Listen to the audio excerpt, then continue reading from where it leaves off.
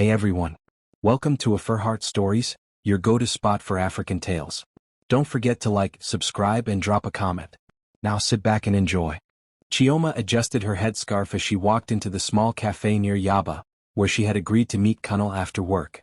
The air smelled of fried plantain and freshly brewed coffee.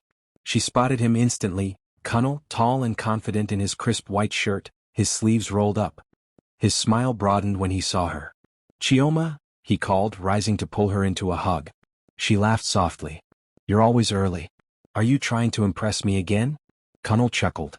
4 years and I still haven't stopped trying. Their relationship had started in university. Chioma, then a shy economics student juggling part-time jobs, had met Kunal at a debate competition. He was outspoken, ambitious, always talking about the businesses he would one day own. She admired his fire, while he admired her calmness and quiet determination. They had been inseparable ever since. Now, sitting across from him, Chioma couldn't help but marvel at how far they had come. He was launching his small logistics startup, while she worked as a secondary school teacher. Life wasn't perfect, but together they made it sweet. Guess what? Kunal leaned forward, lowering his voice like he was about to reveal state secrets. Chioma raised a brow. What? I got the contract I told you about. The one with the supermarket chain. Her face lit up. Kunal. That's amazing. I knew you would. He reached for her hand, squeezing it. You always believe in me. That's why I call you my future wife. When I make it big, you'll be right there beside me. Her cheeks warmed. Future wife, You've been saying that for years now. Kunal grinned mischievously. Patience, Chioma. Good things take time. Though his words teased her, Chioma felt reassured.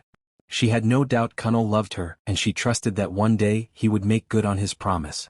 For now, being with him was enough. Later that evening, as he walked her home, he slipped an arm around her shoulder. One day you'll see. We'll live in a big house, drive nice cars, and everyone will know that you stood by me when I had nothing. Chioma smiled, resting her head against him. As long as it's us, Kunal, I don't care where we live. But somewhere in the shadows of his ambition, seeds of insecurity had already begun to grow. It was a Sunday afternoon when Chioma was first truly reminded of the gap between her and Kunal's world. She had joined him at his mother's house for lunch in Surulere. Madame Dupe was a formidable woman, tall, regal, with a sharp tongue that could slice through steel.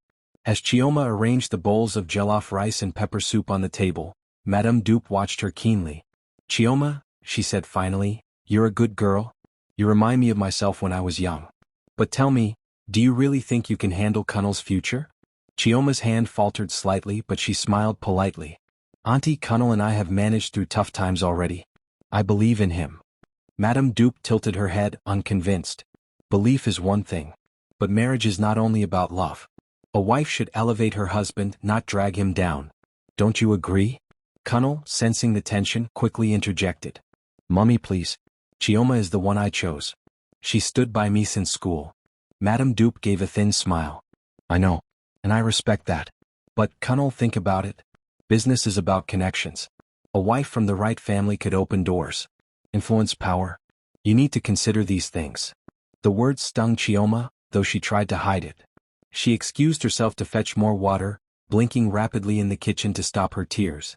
When Kunal came in to check on her, she forced a smile. It's fine, Kunal. She's your mother. She wants the best for you. He pulled her close. Ignore her, Chioma. Nothing will change between us. You're my wife. End of story. But as they drove home, his silence was heavier than usual. Chioma stared out the window, wondering if Madame Dupe's words had planted doubts in his mind. That night, lying in bed, she whispered to herself, he loves me. That's enough. Yet deep down, she feared love might not be enough in a world where status meant everything. Determined not to give Madame Dupe reason to doubt her, Chioma began pushing herself even harder to be the perfect partner. She woke early to cook Kunal's favorite meals, spicy egusi soup, pounded yam, fried plantain, packing some for him to take to the office. Chioma, you're spoiling me, Kunal would laugh, kissing her forehead as she handed him the food flask. You deserve it. You're working so hard, she'd reply. When Kunal's logistics business hit a rough patch, Chioma quietly withdrew 200,000 Nigerian nairas from her savings to support him. It's just until clients pay you, she insisted when he hesitated. We're in this together. He looked at her with gratitude. What would I do without you? Her heart swelled. She imagined their future, An engagement, a wedding, children running around their home. She confided her dreams to her best friend, Ada. Kunnel will propose soon, I can feel it, Chioma said one evening as they sat in her small apartment. Ada, sharp-tongued and fiercely loyal, raised a brow. I hope so, Chioma. Just don't let him keep dragging things. Men like Kunnel, ambitious, flashy, they sometimes forget who held them when they had nothing. Chioma frowned. Ada, don't say that. Kunnel isn't like that. He's just focused on building his business first. Ada sighed. I pray you're right. At night, Chioma would practice how she'd react when he finally proposed. She'd picture Kunnel kneeling, her heart pounding as she said yes. She was ready, more than ready. But while Chioma was pouring everything into proving her loyalty, Kunnel was being pulled into a world she didn't yet know about. A world of wealth, glitter, and temptation. Kunnel's life was changing. His logistics company had started attracting small but consistent contracts. Though still hustling, he had begun receiving invitations to higher circles. Business mixers, investment dinners, and networking events hosted in posh Victoria Island hotels. Chioma was proud of him, though she often felt out of place in such circles. One evening, Kunnel attended a private investors' dinner at a five-star restaurant. Chioma had begged off, saying she had to grade her students' exam scripts. He assured her it was just business talk. That night, under the warm glow of chandeliers, Kunnel met Lola. Lola Adebanjo was everything society applauded: beautiful, tall, confident, the daughter of a powerful politician. She wore a flowing emerald gown that shimmered under the lights, her laughter commanding attention.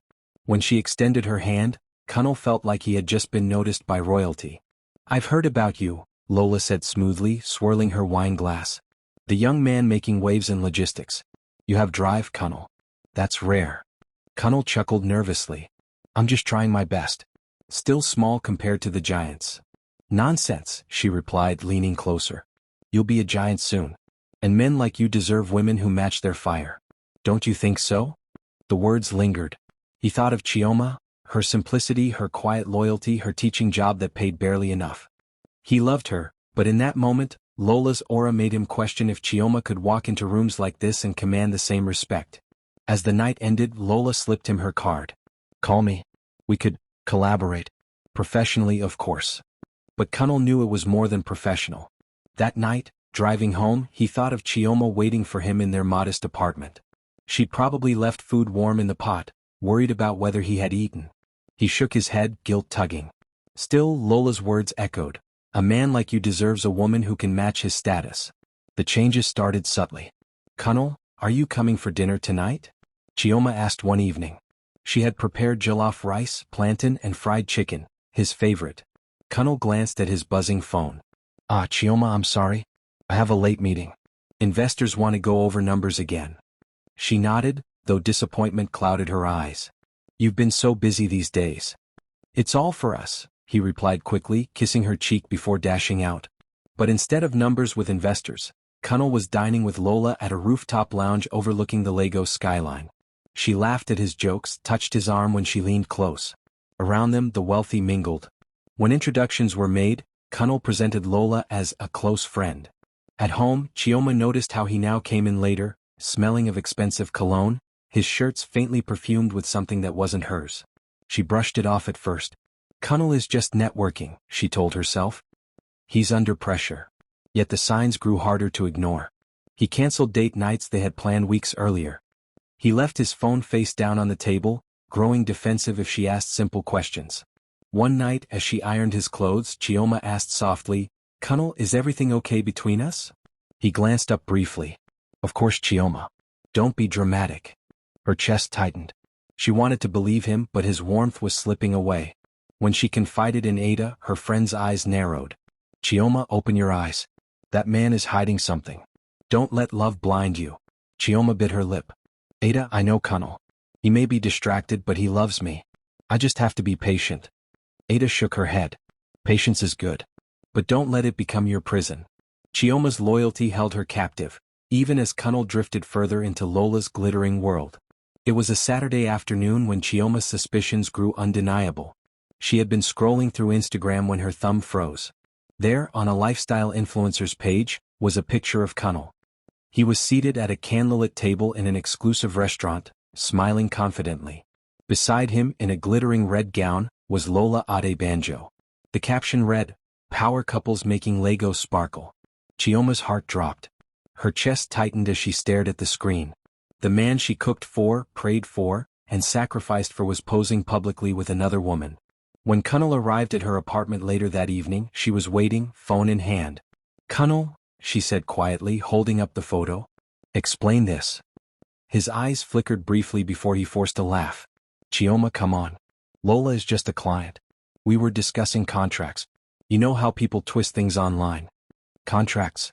Chioma's voice trembled. "At a candlelit dinner? Smiling like lovers?" He sighed, rubbing his temples. "You're reading too much into this. Don't be dramatic." Her eyes filled with tears. "Kunal, I gave you my savings when your business was struggling. I cook for you, stand by you, defend you. Am I a fool?" He softened then, pulling her into his arms. "Chioma, you're not a fool. You're my everything. Please don't let social media poison your mind." She wanted to resist, but the warmth of his embrace broke her. She clung to him, whispering, "Please, Kunal, don't lie to me." "I'm not lying," he assured, kissing her forehead. "You are my future wife. Nothing will change that." Later, lying awake beside him, Chioma stared at the ceiling. Her heart told her Kunal was lying. But her love, her desperate hope, forced her to believe him, at least for now. The next morning, Ada stormed into her flat after seeing the same picture online. "Chioma, that man is playing you. Wake up." Chioma buried her face in her hands. "I don't know what to believe anymore." Ada squeezed her shoulder. "Believe what you see, not what he says." But Chioma wasn't ready to let go. She still prayed Kunal would come back to her fully. She didn't know her world was about to shatter in the most public way possible. The rooftop restaurant sparkled under the Lagos night sky, its chandeliers glowing like 1,000 suns. From the terrace, the lagoon shimmered, dotted with yachts that belonged to the elite. Inside, the clinking of wine glasses mixed with the soft sound of violins. This was no ordinary place. It was where deals were struck, reputations were made, and appearances meant everything. Kunal adjusted the sleeves of his richly embroidered agbada, his gold wristwatch glinting under the lights. He had borrowed heavily to afford this outfit, but he needed to look the part. He wasn't just a hustler from Surulere tonight. He wanted to look like a man who belonged. Across from him sat Lola Adebanjo, dazzling in a silver gown that caught every flicker of light. Her makeup was flawless, her perfume expensive, and her confidence filled the space around her. She raised her glass of champagne, eyes glinting. "To us," she said smoothly. Kunal chuckled, clinking his glass against hers. "To success." But beneath his polished smile, unease stirred. He couldn't shake the thought of Chioma. He imagined her at home, probably grading her students' essays or packing food in his fridge. She had been his anchor for years. And yet, here he was, basking in the company of another woman who offered him promises Chioma couldn't. Lola leaned forward, her manicured fingers brushing his wrist. "Kunal, you know why I like you?" He tilted his head, curious. "Because you're not like the rest. You have hunger in your eyes. You want more. That's attractive." She lowered her voice. "But hunger must be fed properly. With the right woman beside you, doors will fly open." Her words sank into him like sweet poison.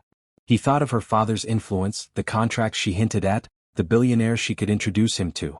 He convinced himself it was strategy, not betrayal. They laughed loudly, their conversation flowing effortlessly. Other diners stole glances at them, whispering. Kunal felt powerful, like he had finally arrived. Then it happened. The restaurant doors opened and Kunal's laughter froze. His heart thudded painfully in his chest. There she was, Chioma. She glided into the hall in a navy blue gown, elegant in its simplicity. Her hair was neatly styled, and a pearl necklace rested gently on her collarbone. But she wasn't alone.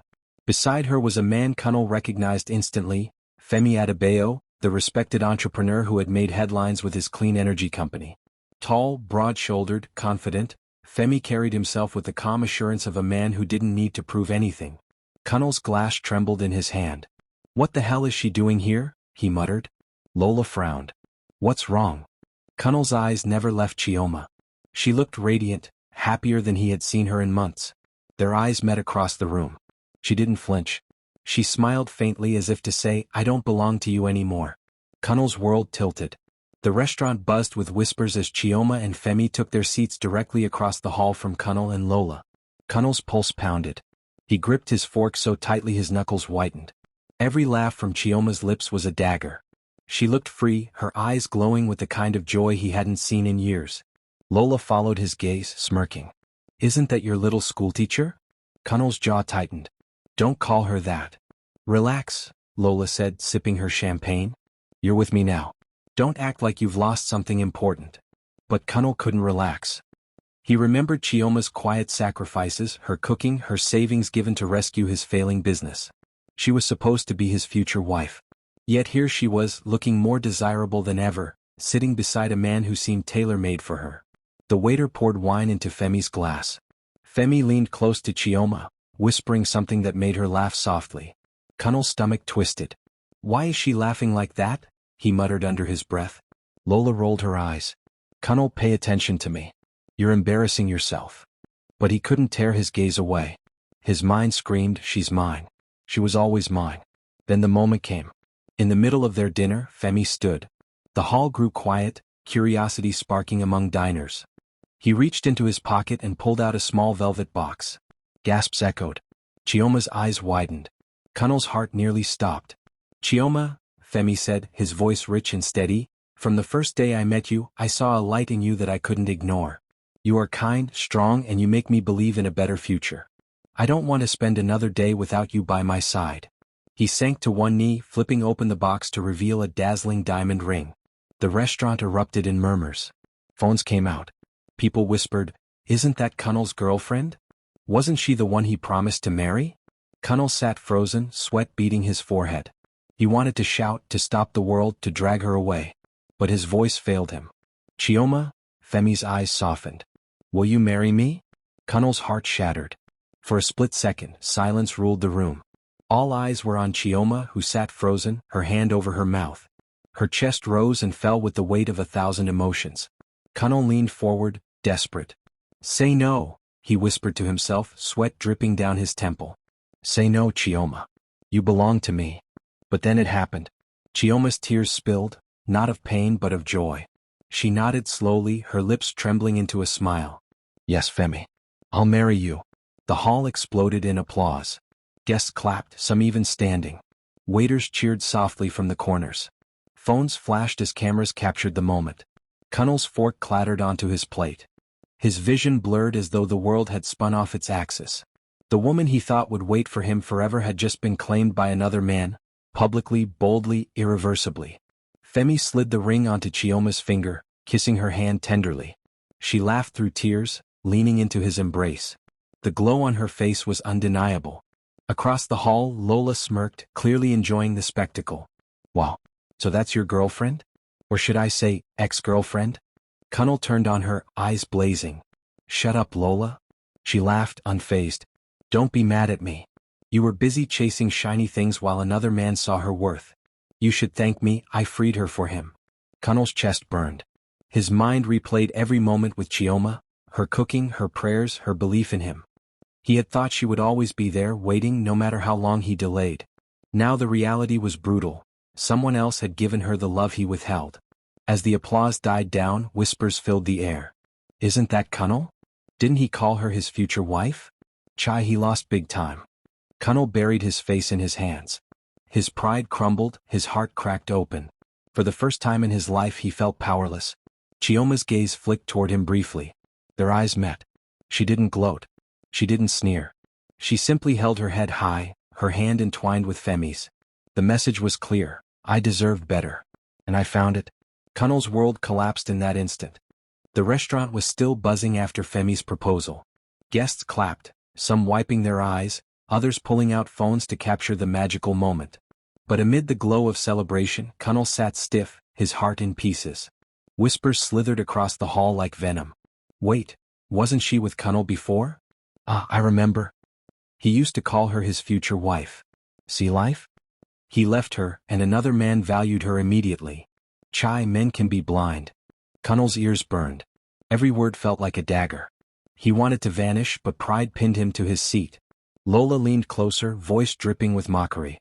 "Darling, are you okay? You look shattered." Cunnell glared at her, his voice tight. "Not a word from you." But Lola only laughed softly, stirring her drink with deliberate calm. "You played with loyalty, Cunnell, and loyalty slipped through your fingers. Don't blame anyone but yourself. Across the hall, Chioma rose to her feet. She looked radiant, her hand glinting with the new diamond ring as Femi guided her forward to greet congratulating friends. When her eyes brushed past Cunnel's, she did not falter. She lifted her chin, exuding dignity. For years she had been the shadow beside him, the quiet supporter. Now she was the star of the evening. Cunnel sat frozen as his humiliation spread across every corner of the room. One man leaned over to his friend and muttered, "That's Cunnel. Imagine losing such a woman." Another shook his head. He traded gold for glitter. Cunnel clenched his jaw. He felt naked. His flaws, his betrayal, his foolishness laid bare for strangers to dissect. Lola, ever the opportunist, seized the chance to elevate herself. She wrapped her arm around Cunnel's, pressing her body against him for show. "Well, at least you have me," she whispered, loud enough for those nearby to hear. But her gesture only worsened things. Guests looked at her with disdain, their whispers sharper. That must be the woman he left Chioma for. She's not even half as graceful. Cunnel wanted to rip his arm free, to scream that Lola meant nothing. But he was trapped, suffocating under the weight of his own choices. Chioma and Femi left the restaurant surrounded by warmth and admiration. Cunnel, meanwhile, sat in silence, the echoes of his downfall haunting him. That night, as he drove Lola home, his knuckles white on the steering wheel, she smiled smugly. "You'll get over it, Cunnel. Women come and go. Business is what lasts." But Cunnel knew, deep down, he had just lost the only woman who truly mattered. Cunnel didn't sleep that night. His mind replayed the image of Chioma's tears of joy as she said yes to Femi. By morning, the humiliation had hardened into desperation. He had to confront her. He found her outside her school the next afternoon, where children played noisily in the compound. She was walking to her car when his black SUV pulled up sharply. "Chioma," he called, stepping out. His voice carried urgency. She froze, her heart skipping, but then straightened. "Cunnel, what are you doing here?" He marched toward her, eyes wild. "How could you do this to me? You were supposed to be my wife." Her brows shot up. "Your wife? Cunnel, you lost that right long ago." His voice cracked. "I was building for us. Everything I did was for our future. And now you embarrass me by saying yes to another man, in public." Chioma's laugh was bitter. "Embarrass you? Cunnel, you embarrassed me first. Do you think I didn't see the pictures? Do you think I didn't know how you paraded Lola around like a trophy?" He flinched. "That was different. I never stopped loving you." "Love?" Chioma's eyes burned. "Love doesn't lie. Love doesn't humiliate. Love doesn't make excuses while another woman wears your arm like jewelry." Cunnel reached for her hand, desperation seeping through his pride. "Chioma, please. Don't throw us away. I can change. I will change." She yanked her hand back. "No, Cunnel. You don't get to come back when you see another man treating me right. Femi values me. He sees my worth, you never did." His chest heaved. "But you were supposed to be mine." She shook her head slowly, her voice firm. "No, Cunnel. I was supposed to be loved. You chose ambition over loyalty, pride over partnership. Don't blame me for finally choosing myself." Tears pricked his eyes, but he turned away, unwilling to let her see. The children nearby giggled, oblivious to the storm between their teacher and the man who once promised her forever. As Chioma walked away, Cunnel stood rooted, broken. For the first time he realized the depth of what he had lost. It wasn't just Chioma's presence, but her belief, her quiet strength, the home she gave his restless soul. Now that home was gone. The fallout was immediate. By Monday morning, gossip blogs were ablaze. Millionaire entrepreneur Femi Adebayo engaged to Chioma, teacher from Yaba. Cunnel, the businessman who lost his loyal girlfriend to Lagos's rising star. The headlines cut deep. Screenshots of Chioma's proposal went viral on Twitter and Instagram, with thousands of comments. Some praised her glow-up. "She left disrespect and found true love, lesson for every woman." Others mocked Cunnel. "Imagine losing such a queen because of greed." Cunnel's phone buzzed nonstop. Clients canceled meetings. Business partners sent curt emails. His reputation as a man of good judgment had cracked. At home, Madame Dupe summoned him immediately. When he arrived at her Surelier house, she wasted no time. "Cunnel," she snapped, slamming her palm on the table. "How could you? You let that girl slip away after everything she did for you?" Cunnel sat heavily, burying his face in his hands. "Mummy, I didn't think she would leave. I thought she would wait." Madame Dupe scoffed. "Wait? For what? For you to finish destroying yourself with that politician's daughter? You chose show over substance and now see the result. Even society is mocking you. Her words sliced him open. Meanwhile, Chioma found herself showered with admiration. Parents at her school congratulated her. Students whispered excitedly about Madame Chioma's rich fiancé. At night, she and Femi sat together, planning the future. You deserve this happiness, Femi told her, holding her hand. You've given so much to others. It's time you're cherished. Chioma smiled, tears glistening. For so long I thought loyalty meant enduring pain. But with you I see that love doesn't have to hurt. Back in his apartment, Kunal stared at the news on his phone, his chest hollow. Every post, every tweet reminded him of the woman he had taken for granted. He thought of calling her again, of begging one more time. But he knew the truth now. Chioma wasn't coming back. The ripples of his choices had spread too far, and he was drowning in the waves. Chioma had always been the giver. Through her years with Kunal, she poured herself out, time, money, loyalty, even her dreams, hoping he would one day pour back into her. But with Femi things felt different from the start. Their first weeks together after the proposal were filled with intentionality. Femi wasn't just wealthy, he was thoughtful. He noticed the small things, how she tapped her pen when she was deep in thought, how she hummed softly when cooking, how her eyes lit up when she spoke about her students.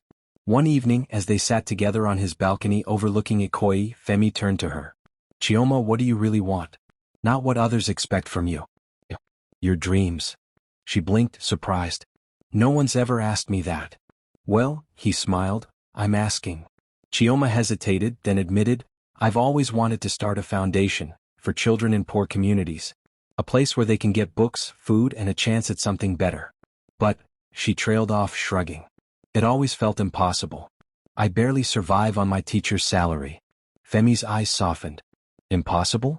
Not for you. I'll fund it. You'll lead it. Together, we'll make it happen. Her eyes welled with tears. Why would you do that? Because, he said firmly, I love you. And loving someone means building their dreams, not just your own. The words pierced her heart. For years, she had longed to hear something like this. With Kunal, love had always felt like sacrifice, hers. With Femi, it felt like partnership. Weeks later, the foundation launched with a small event. Children from the slums of Ajigunal danced and laughed as Chioma handed out new school bags and books. News outlets covered it, praising the teacher-turned-philanthropist. When she saw her name trending again online, Chioma laughed in disbelief. I was invisible for so long, she whispered to Femi. Not invisible, he corrected, pulling her close. Just waiting for the right eyes to see you. And for the first time, Chioma truly believed she was valued. While Chioma's life bloomed, Kunal's unraveled. His business, once steady, began to wobble. Investors grew distant after the humiliation at the restaurant. One canceled a contract outright, saying coldly, Kunal, if you can't manage your personal commitments, how can we trust you with millions? His relationship with Lola soured too. She mocked his obsession with Chioma. Every time I see you staring at your phone, I know you're stalking her online, she sneered one night. Pathetic. She's gone, Kunal. And she upgraded. Kunal exploded, slamming his fist on the table. Don't talk about her. Lola laughed cruelly. See your life? You had her but you chose me. And guess what? I'm bored now. Within weeks, Lola drifted away, flaunting new lovers on social media. Kunal was left alone, scrolling endlessly through Chioma's glowing pictures. Her foundation, her events with Femi, her radiant smile. His apartment became a prison. Bottles of whiskey littered the table. Unpaid bills stacked on his desk. His once proud Igbatas hung limp in the wardrobe, untouched. Madame Dupe visited one afternoon and gasped at the sight of him. Kunal, look at yourself. Is this my son? He groaned, rubbing his temples. Mummy, I messed up. I can't get her out of my head. You better forget her, she snapped. Chioma is gone. That man is treating her like the queen you never saw. And you? You're drowning. But forgetting was impossible. Every night, Kunal dreamed of her. Every morning he woke to the same ache in his chest. He began showing up at places she frequented, her church, the grocery store near her flat, hoping for a glimpse. Once he sat in his car outside her foundation office for hours, watching children run in and out, imagining that could have been their project if only he hadn't strayed. Kunal, the man who once spoke of destiny and power, was now a shadow. And everyone saw it. Kunal's desperation finally broke through his pride. One sunny afternoon, Chioma stepped out of her office to find him waiting by her car, a bouquet of roses in his trembling hands. Chioma, he began, voice raw, please? Just hear me out. She stiffened, her guard instantly rising. Colonel, what are you doing here? I'm sorry, he blurted. For everything. For the lies, for Lola, for taking you for granted. Please. I was blind. I see it now. Give me one more chance. She folded her arms. A chance? Colonel, do you know what I went through while waiting for you? Do you know how many nights I cried, praying you'd choose me over your pride? And now, after Femi has shown me what real love looks like, you want me to go back? He stepped closer, voice cracking. I can be better. I'll change, Chioma. I'll fight for us this time. She shook her head firmly. Respect isn't something you beg for after losing it, it's something you protect from the start. You broke it. And I'm done picking up the pieces. The firmness in her voice cut him deeper than any insult. Chioma, please, he whispered, dropping to his knees right there in the parking lot. People passing by stopped, watching the spectacle. I can't live without you. Her eyes filled with tears, not from longing but from finality. Colonel, stand up. This isn't love, it's desperation. You had me when it mattered and you lost me. Now I have a man who knows my worth. Please, let me go.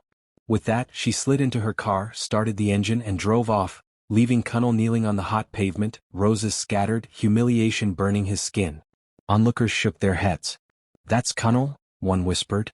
The man who lost his wife-to-be to another. Colonel remained on his knees long after Chioma was gone, his heart hollow. For the first time he realized no amount of begging could rewrite the past. The city of Lagos thrived on gossip, and Colonel's downfall had become prime entertainment. At cocktail parties in Victoria Island and weddings in Ikeja, whispers spread like wildfire. That's the man who lost his fiancée to a millionaire. Imagine letting such a woman slip through your fingers. He thought connections mattered more than loyalty. Colonel felt it everywhere. At business events, once keen investors barely shook his hand. At a gala in Eco Hotel, he overheard two men chuckling as he walked past. See him? He was playing with that teacher for years. Now look, Femi has her shining on every magazine cover. The laughter echoed in his skull long after. Meanwhile, Chioma and Femi were Lagos' new it couple. They appeared hand in hand at charity events, church programs and business launches. Blogs celebrated her transformation. From schoolteacher to philanthropist fiancé, Chioma is living proof that loyalty pays off. At one particular gala, Colonel spotted them across the hall. Femi wore a sharp tuxedo, effortlessly dignified. Chioma glowed in a flowing green dress, her pearl necklace catching the light. She looked confident, untouchable. Colonel's fists clenched. He wanted to walk up to her to remind her of the nights they spent dreaming together. But as he took one step forward, he heard the murmurs again. Isn't that Colonel? The ex who thought she wasn't good enough. Ah, it must burn him to see her now. His pride deflated. He turned back, retreating into the crowd. At home, he sat in darkness, whiskey glass in hand, scrolling through Chioma's smiling pictures online. For every glowing post about her, another mocking meme about him surfaced. He whispered to himself bitterly, I was supposed to be the one beside her. Not him. Me. But Lagos had given its verdict. He was the man who gambled with love, and lost. Chioma's life had transformed. Where once she lived paycheck to paycheck, now she directed a foundation impacting hundreds of children. Her face graced newspapers, not for scandal but for inspiration. Yet it wasn't the money or fame that healed her, it was finally being seen. One Saturday she visited a small school in Ajij distributing books and meals. As children ran around happily, one little girl tugged her gown. Auntie Chioma, the girl asked shyly, why do you help us? Chioma knelt, smiling warmly. Because every child deserves a chance, my dear. And because once upon a time, someone believed in me too. The girl hugged her tightly and Chioma's eyes stung with tears. That moment meant more than any diamond ring. Later that evening, as she returned home, she found Femi waiting on the balcony with 2 cups of tea. He pulled her close, his voice gentle. You've been working so hard, Chioma. Don't forget to rest. She smiled. It doesn't feel like work anymore. It feels like purpose. Femi kissed her forehead. And that's why I love you. You make the world better just by being in it. They sat in silence, watching the Lagos skyline shimmer. For the first time in years, Chioma felt complete peace.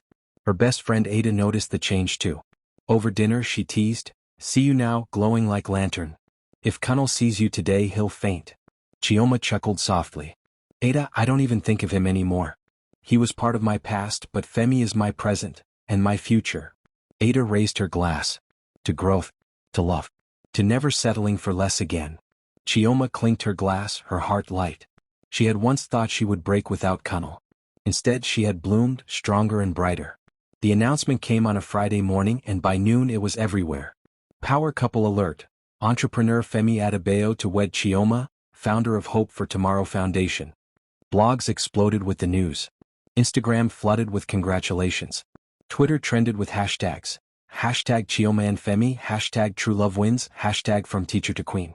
At her school, colleagues hugged her, children clapped excitedly. Even parents of her pupils sent gifts. Madam Chioma, you're an inspiration, one mother said warmly.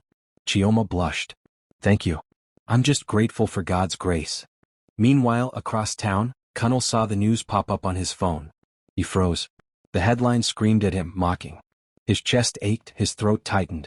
He threw the phone against the wall, shattering it. No. She can't marry him. She was supposed to marry me. But reality was merciless. Invitations rolled out, glossy and elegant, embossed with gold letters. Chioma and Femi's smiling faces beamed from the cover. Everywhere Cunnel went, people talked about it. At a bar he overheard, their wedding will be the event of the year. Imagine the guest list, politicians, business moguls, celebrities. Another added, and Cunnel? He'll drink himself to death before then. Cunnel stormed out, shame choking him. At home, he stared at old photos of him and Chioma, her laughter as they ate suya by the roadside, her handwritten notes tucked into his files, her arms wrapped around him when he failed his first contract. He broke down, tears soaking his shirt. Mummy was right, he whispered hoarsely. I lost gold chasing glitter. While he wallowed, Chioma and Femi prepared joyfully. They attended premarital counseling, picked out venues, and visited children's homes together. During one planning session, Chioma's eyes glistened as she looked at Femi. I used to think weddings were about proving something. But now, it just feels like a celebration of love. Femi squeezed her hand. And we'll celebrate it fully, Chioma. You deserve it. The nation watched with anticipation. And Cunnel watched with dread, knowing the final blow, the wedding itself, was coming. The sun rose bright over Lagos that Saturday morning, as though even the heavens wanted to honor Chioma and Femi's wedding. The air buzzed with excitement. Roads leading to the cathedral were lined with cars, security guards, and paparazzi. Inside, the pews overflowed with dignitaries, celebrities, family, and friends. Chioma stood in a side room, dressed in a glowing white lace gown embroidered with pearls. Her veil framed her radiant face. Ada fussed around her, adjusting the gown's long train. My best friend, Ada said, her voice thick with emotion. Do you realize how stunning you look? You're about to make every bride jealous. Chioma laughed nervously. Don't make me cry before I get to the altar. Ada held her hand. No tears today, Chioma. Only joy. After everything, you deserve this happiness. The church doors opened to signal her entrance. Music swelled as the organ played, voices rising in him. Chioma's heart pounded as she stepped into the aisle. Every head turned. Cameras flashed. Guests gasped at her beauty. She walked slowly, her steps steady, her eyes fixed on Femi waiting at the altar. Femi stood tall in a cream agbada with gold embroidery, his eyes shimmering with love. When he saw her, his smile widened, his hand clutching his chest as though to keep his heart from bursting. Among the guests, in the far corner, Cunnel sat slouched, almost invisible in a dull suit. He had forced his way in, claiming to be an old friend. No one paid him much attention. His eyes followed Chioma like a shadow, his throat dry, his chest burning. As she walked past, he whispered to himself, she was supposed to be mine. But Chioma didn't glance his way. She walked with dignity, her hand clutching her bouquet, her heart steady. At the altar, Femi took her hand. Chioma, you are my answered prayer, he said softly. And you are my peace, she whispered back. The vows began. The priest asked, do you, Femi, take Chioma to be your lawfully wedded wife? I do, Femi said firmly, his voice filling the cathedral. And you, Chioma, do you take Femi to be your lawfully wedded husband?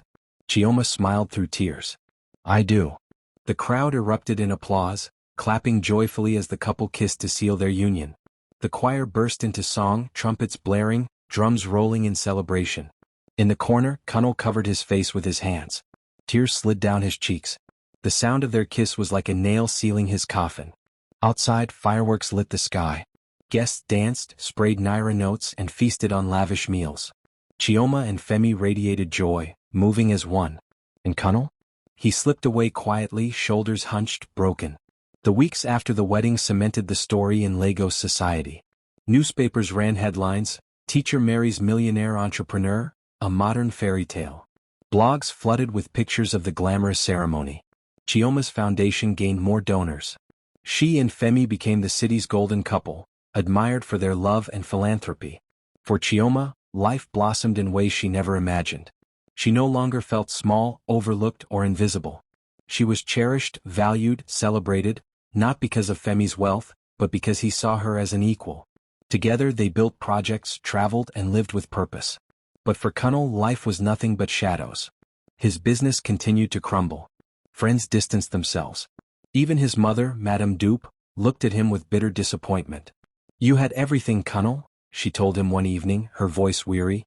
"A woman who loved you, a chance at stability. And you threw it away for vanity." He sat in silence, staring into his drink. "I thought she'd wait," he whispered hoarsely. "I thought she'd always be there." Madame Dupe shook her head. "That was your biggest mistake, believing loyalty was endless while giving none in return." Kunal wandered through life like a ghost. On nights when he couldn't bear it, he drove past Chioma and Femi's home, parking at a distance just to glimpse the warm lights through their windows. He imagined the laughter inside, the peace he once could have had. One night, as he sat alone in his car, he whispered bitterly, "She was supposed to be my wife. My future." But deep inside he knew the truth: she had been his to lose and he had lost her. Chioma, on the other hand, grew into her new life with grace. At a women's conference months later, she spoke about her journey. "I once believed love meant waiting forever, enduring anything. But I learned that love is not suffering. It is respect, support, and joy. If a man cannot see your worth, someone else will. Don't waste your life begging to be valued." Her words struck a chord. Women in the audience stood, clapping, tears in their eyes. Chioma smiled, knowing her pain had birthed purpose. Back in his small apartment, Kunal scrolled through clips of her speech. Every word felt like it was directed at him. He wanted to scream, to rewind time, to undo his arrogance. But it was too late. Chioma had found redemption. Femi had found love. Society had found a lesson. And Kunal? He had found regret, his lifelong companion. Sparkles, the end sparkles. Chioma's journey from betrayal to triumph, Kunal's fall from arrogance to regret, and the timeless lesson: never trade loyalty for vanity, and never delay valuing those who stand by you. Liked it? Thumbs up, subscribe, and join the AfriHeart fam. Your support fuels our stories. Until next time.